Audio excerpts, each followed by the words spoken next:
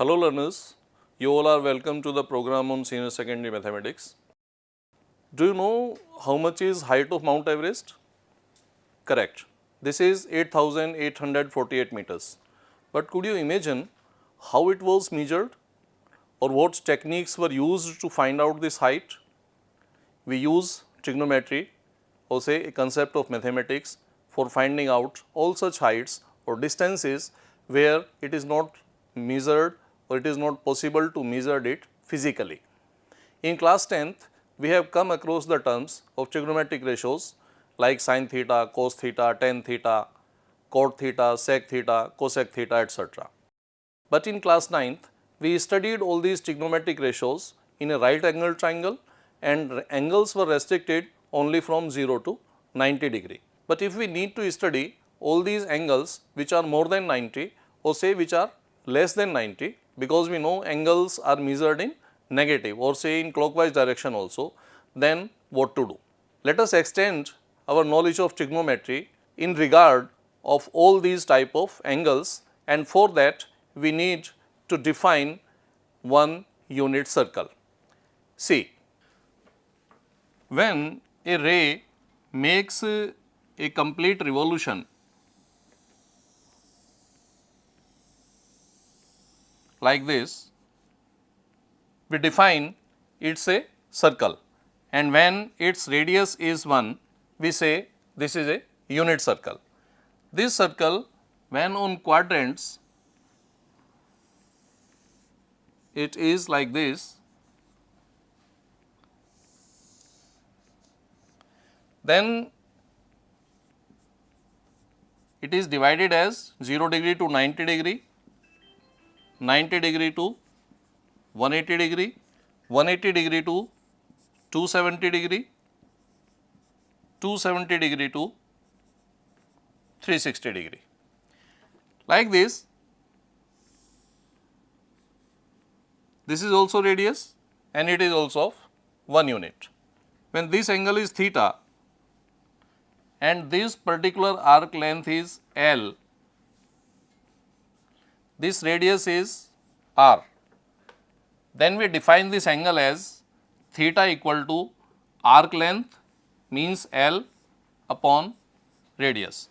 When this measurement is used, we say this is theta radian.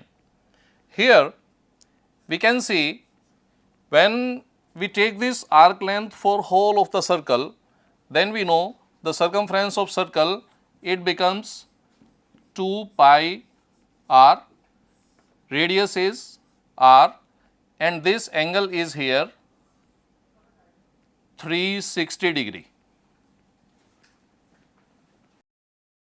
Then 360 degree in this way becomes 2 pi radians. Here this is symbol of radian, or we can say further 180 degree is equal to pi radian. So, now we have got another unit of measuring the angle as radian. Here now we can find out a conversion formula from which we can convert a radian into degrees, and it becomes 1 radian equal to 180 degree upon 180 upon pi degrees. Or in another way, if we need to convert degrees into pi, we find 1 degree equal to pi upon 180 radians. Now, suppose we have to convert 15 degree into radians. We know it that 1 degree was equal to pi upon 180 radians. So, now 15 degree will be equal to pi upon 180 into 15 radians equal to pi upon 12 radians. This is the way we can convert a degree measure into a radian measure. Likewise, if we need to convert pi upon 18 radians into degrees, we know 1 radian was equal to 180 upon pi degrees. So, now pi upon 18 radians, it becomes 180 upon pi into pi upon 18 degrees, finally which becomes 10 degree. In the beginning of program, we said that we will study about the angles which are more than 90. In class 10th, we know the values of all trigonometric ratios were positive when angle was 0 to 90. Let us see if angle becomes more than 90, then what happens.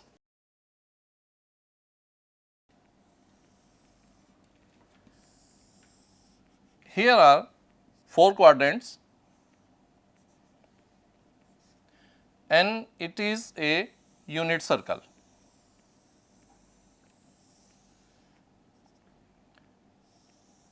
This angle is theta and here this length is x and this length is y.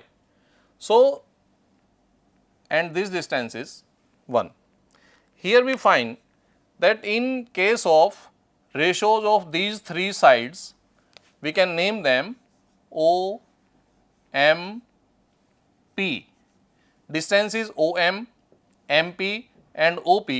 When we take ratios of these 3 sides, in all the cases, because distance is x and y, they both are positive and one is positive. So, all ratios will also be positive. So, we find a conclusion that in first quadrant, all 6 trigonometric ratios will be positive. Now, let us move to the second quadrant. Now, angle is more than 90 or we say it is 90 to 180. Here this length now OM, it is x and y. Now, this x is negative and y is positive, this length is 1. Due to the negativity of the length of this x, we find the ratio in which this value OM will be involved, the value of trigonometric ratio will turn into negative. And on the basis of this, we find that in second quadrant, except sine and cosec, all value will become negative, sine and cosec are positive. Let us move to the third quadrant. Here, now we see the length OM dash is negative and this length M dash P dash is also negative. So, when they both are negative, in third quadrant we find, while finding out the ratios, that tan and cot are positive, but rest of the 4 trigonometric ratios becomes negative. When we move to the fourth quadrant, here we find this distance is 1, this x is positive and value of y is negative. When we find the ratios of these, then we find that cos and sec are positive and rest of the 4 trigonometric ratios values are negative. When we need to find out a value which is more than 90 degree, then we see how the values of trigonometric ratios are changed. So, now conclusively we can say that in first quadrant all 6 trigonometric ratios are positive. In second quadrant sine is positive, cosec is positive. In third quadrant tan is positive, cot is positive, and in fourth quadrant cos is positive, sec is positive. Let us extend it further. Again we are drawing a unit circle here.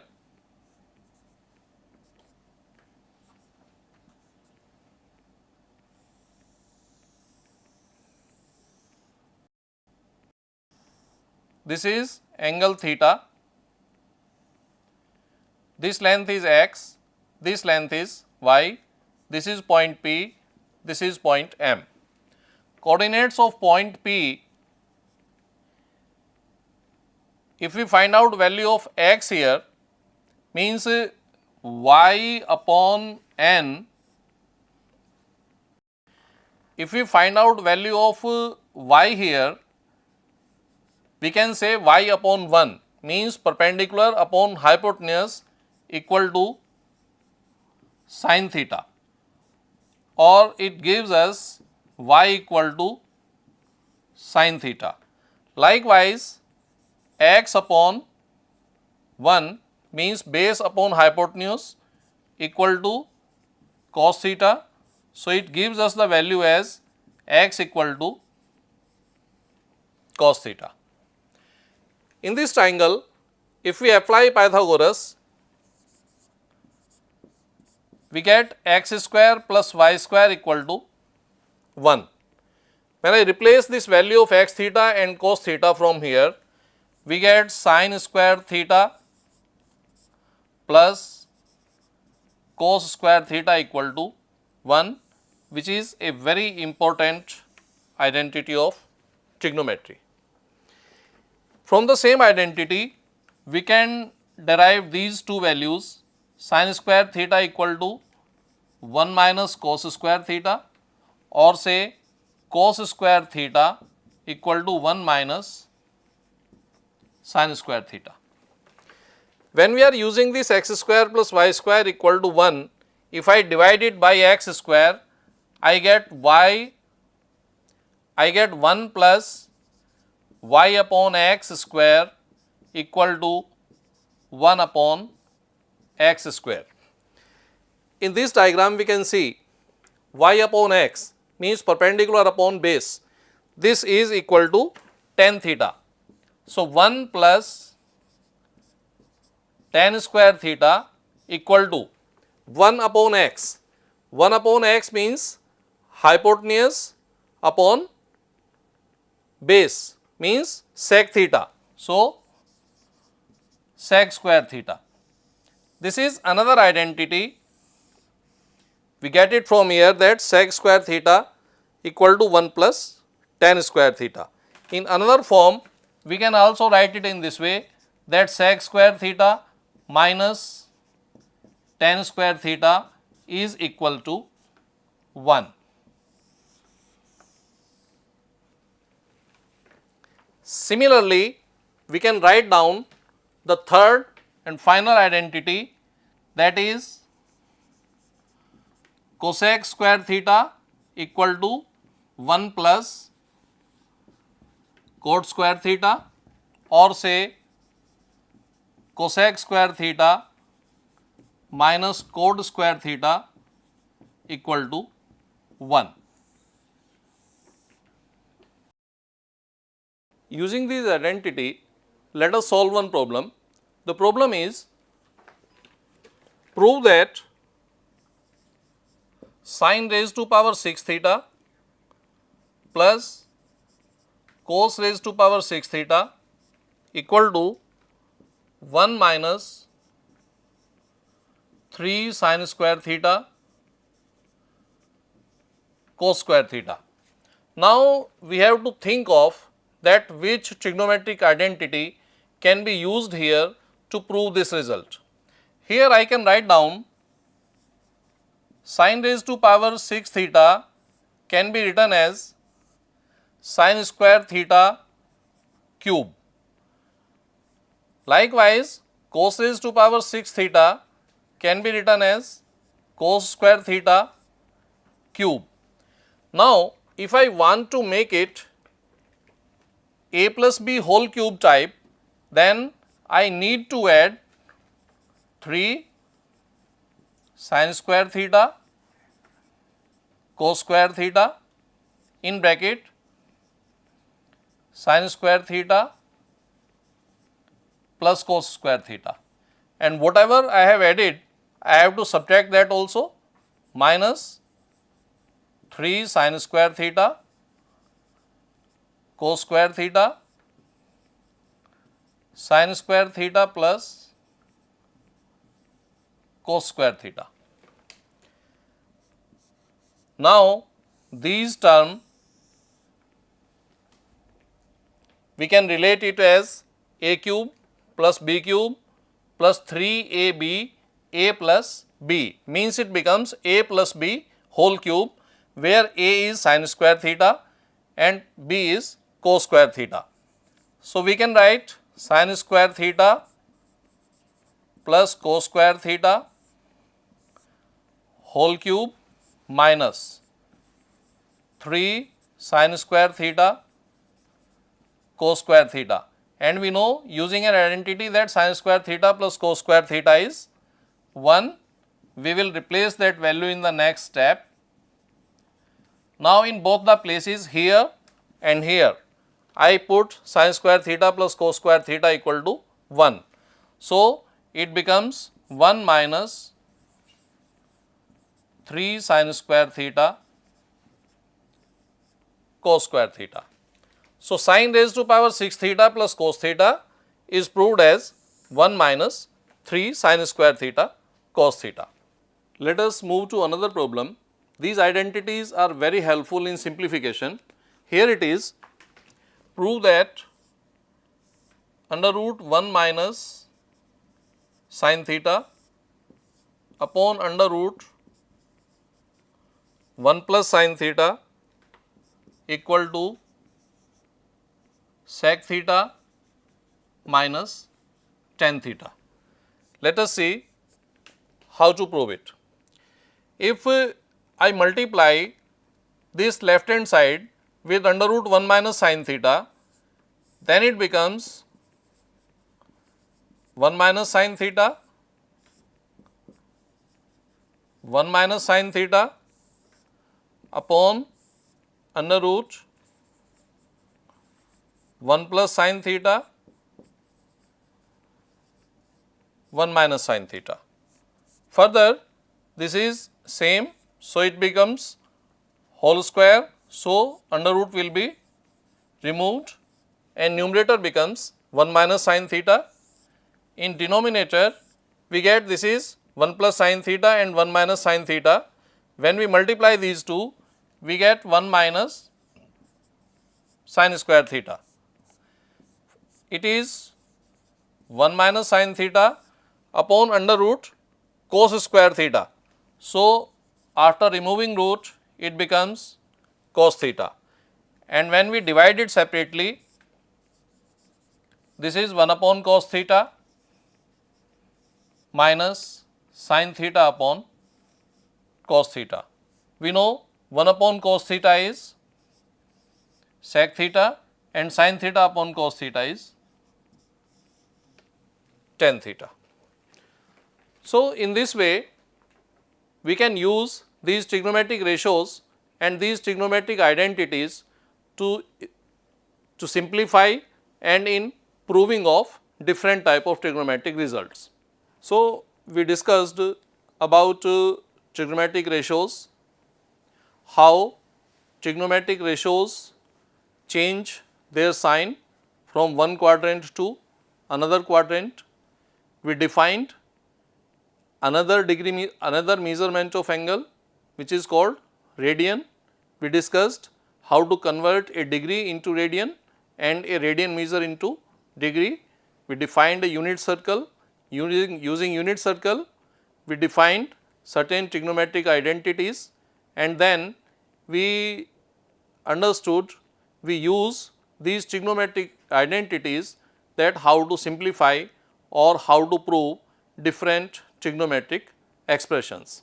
I hope you have enjoyed the program today.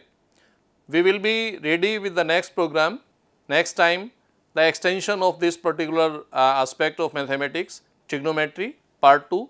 Till the time, goodbye, thank you.